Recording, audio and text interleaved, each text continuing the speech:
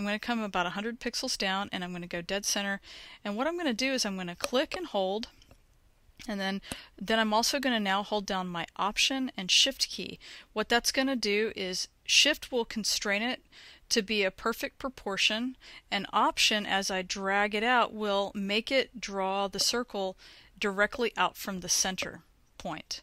Alright, now then whenever you see these, they're called marching ants, these little moving dots kind of around for the marquee, then you want to let up in a certain order. You want to let your mouse up first, and then you can let your keys up. Okay? Now, the reason that I've made this circle in these dimensions is because of the way that I want to have the pattern repeat.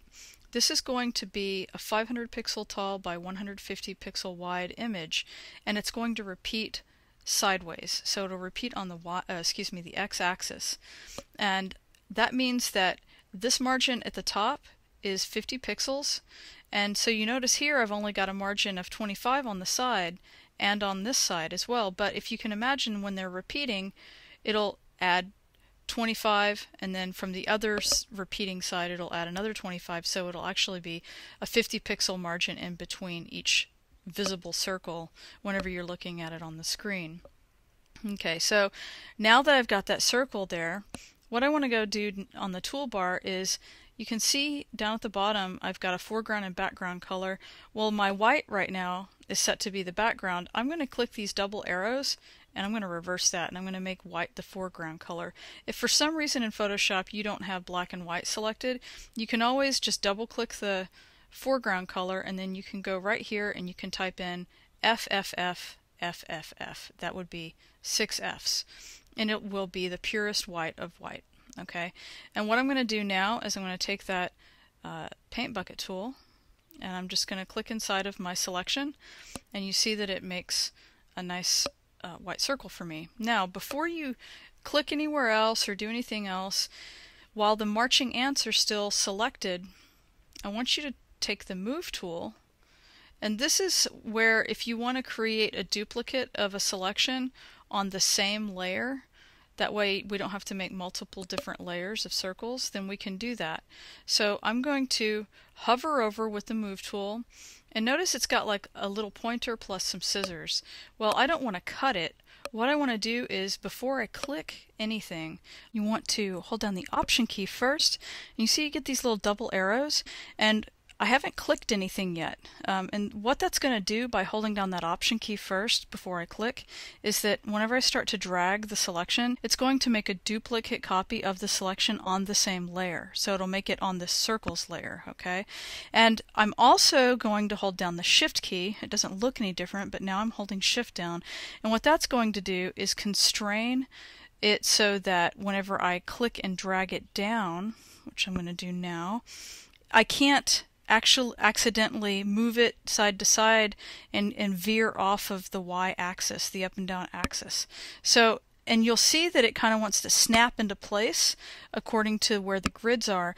And again, I'm going to lift up my mouse first, and then I can release the Option Shift, okay?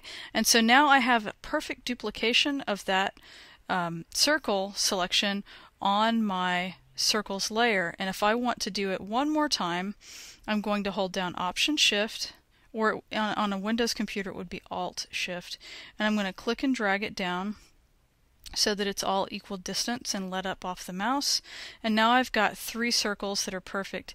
Now I can deselect. I don't have to have the selection anymore. Okay, so that's 3 solid circles. Well, what I want to be able to do is I want to be able to go ahead and make a gradient so that of transparency, so that it'll become sort of like it'll fade out at the bottom. Okay, let's review the way that it did look just a second ago on the web page, and you can see that, first of all, you can see that it's a little bit transparent, but also it starts off 1, 2, and then the third one really starts to fade out at the bottom. But it's a nice gradual transition. So that's what we're going to try to achieve here on this. Now, to do something like that, first of all, make sure that you still have circles selected. And what I'm going to do is I'm going to slip back over to the rectangular marquee tool instead of the elliptical. And again, I'm going to modify the feather that I have on it so that I can do something that is going to create a really soft gradual transition. And so I'm going to give this a feather of about 50 pixels, okay?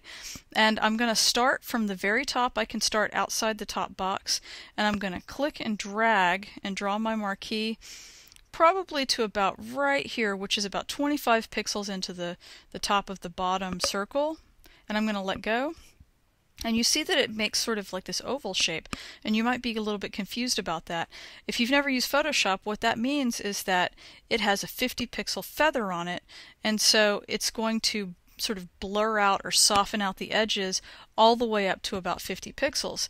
And what we're ultimately going to do with this mask is we're going to be putting a gradient transparency mask on it so that it will gradually fade out. And so having that big feather on it will make it gradually fade out. And so now, but I don't want it to gradually fade in. See up here at the top, in fact, let me just show you what would happen if I just clicked to go ahead and mask this. So in your layers, here I'm going to go ahead and collapse this character panel so you can see better. And you see I'm in my layers panel, and at the bottom of the layers panel there's this little thing, it's like a solid rectangle with a circle in the center. If you hover that, it'll say add layer mask. If I add a layer mask, you can see that it starts to fade this out. Well, the other thing that you might not care, maybe it's okay for you, but the other thing that it's doing is it's sort of fading around the edges too, and I don't know if this is really 100% or not.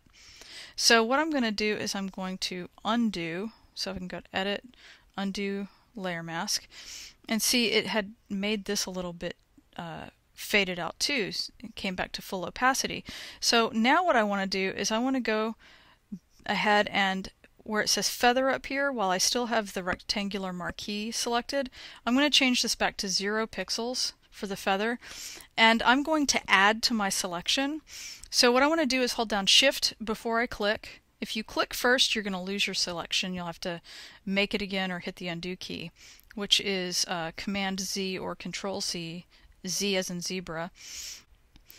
Okay, so let's go ahead and with Shift held down, I'm going to click and I'm going to drag, and I'm going to drag, let's say, to about maybe halfway. Okay, or even, yeah, let's try halfway. And let's see what that does. I'm going to let go of my mouse, and then I let go of my Shift key, and you see that it turns into a square selection at the top. That's because it's no longer feathering the top part of the image because I took the feather off. I didn't want to recreate the whole selection without a feather down here though, because I still want it to gradually fade out. Now that might have been too far to drag that selection. Let's do a test, and we're going to go ahead and add the layer mask, and you see that there's like a sharp cut right here, and I don't like that. It's actually, you know, potentially it could be interesting, but that wasn't my intention. So I'm going to undo it again. So I'm going to do Command Z and or Control Z on a Windows computer, and it's going to give me this selection again. Now I can't undo this part again with Command Z. What I can do, however, is go ahead and show my history panel. So if it's not showing down here like mine is, okay, then what you can do is go up to Window and you can choose History, and it'll show it for you. And you want to scroll to the bottom of your history. Let me lift this up. So you want to scroll to the bottom of your history panel, and I think I need to move this. I can drag this out also so I can see my history panel separately. And you can see it remembered the last marquee selection. If I click on the first marquee selection where it was just the feathered one, I can do a step backwards, and now I don't have to recreate that part of the selection. I can step back as far as I want as long as the file is still open and it hasn't been closed. So let's move that over here, in fact. So what I want to do now is I want to take my marquee tool again. I'm going to click Shift, and now I'm going to add to it, but I'm not going to add to it as far. I'm going to go maybe halfway this time, so somewhere in about here, and let's see if I just add that much of the selection, like where I stopped in between the top and the middle circles. Now if I add my layer mask, let's see how it looks. That's more of what I was looking for, where it goes to a full disappearance at the bottom, at the very, very bottom of the third circle, but then it's also full opacity at the top, and nowhere is there a sharp edge in the gradient. Now, you can also, if you don't want this ever to be full opacity, sort of like in our picture, then you can also go into your layer, and while you've got the circle layer selected, you need to make sure that, see right now inside of my layer, the mask that I just added is currently selected. If I click on the actual transparency part, like this part that's got the circles, now that that's selected, I can go ahead and lower the opacity of the layer, and you can see how much you'd be able to see through it and how much of the bottom circle, for instance, that would show. So let's say that we want to, you can also type in the value, but let's say that we want to do about, let's try 40% opacity, and let's kind of go with that and see what happens there. And I'm going to go ahead and save this out as a transparent png-24. Okay, so to do that, you're going to go to File, Save for Web. Oh, and look, there's nothing transparent because right now it's got a black background. So let's hit Cancel. I need to turn the visibility of that background layer off where it says BG color. So I'm going to turn the visibility off by clicking this eyeball. It's a toggle to show the visibility or not. So I'm going to turn that off, and now I'm going to go up to File, Save for Web. And you can barely see it, and here in the white, it's because we have JPEG selected. Remember, JPEGs don't have transparency options. So what I would want to do is go up here to the drop-down option and choose png-24, make sure transparency is selected, and really you don't have that many options for png-24s because you know, they don't have compression rates and things like that. So I'm going to go ahead and save this. Make sure that the png-24 is highlighted, and I'll click on Save, and I'm going to save this as a file name called circles.png, and I'll save it in my images folder, and remember it's inside of my Jet Setter folder, which is in my desktop. Okay, and so I saved that out as a png-24. Whenever we assemble our web page later, we'll see for sure what it looks like, but in case we decide that we don't like the opacity, we want to recreate that image, you can always save over the other image or save different file names to do different tests and so forth. But what's really important is that you save this untitled document that hasn't been saved so far, and you're going to save that as a PSD. So let's go File, and then we're going to go Save. And it wants to save it in the Images folder. Now I'm going to make a recommendation to you that you can go outside of your Images folder.